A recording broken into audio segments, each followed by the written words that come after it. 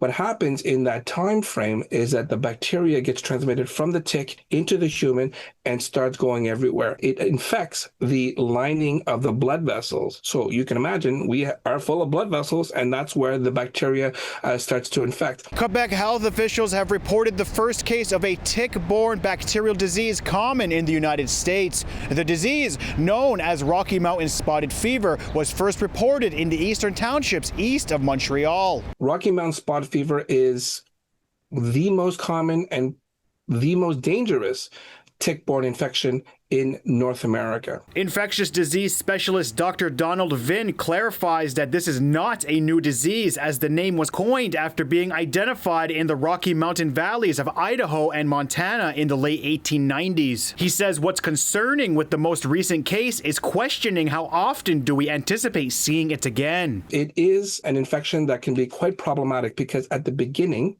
people will have kind of flu-like symptoms. They'll have sudden fevers, they'll have severe headaches, they can have muscle aches, sometimes even things like nausea and vomiting. And then you get a rash. And the rash starts on the wrists and ankles, and then it spreads to the palms and soles of your feet and to the rest of your body. And it starts looking like spots, which is how it got its name, spotted fever.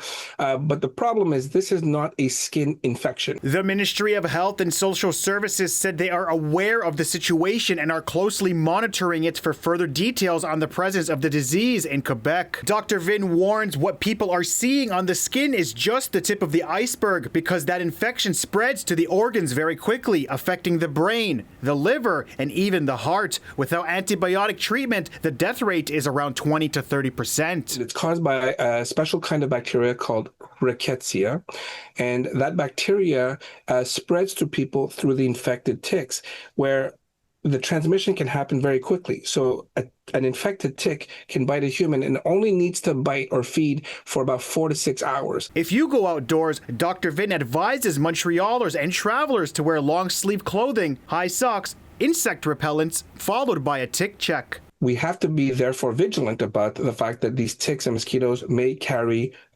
germs with them that can very much infect humans, but not just humans, also companion pets like dogs and cats. In Montreal, Tehosterihens Deer, City News.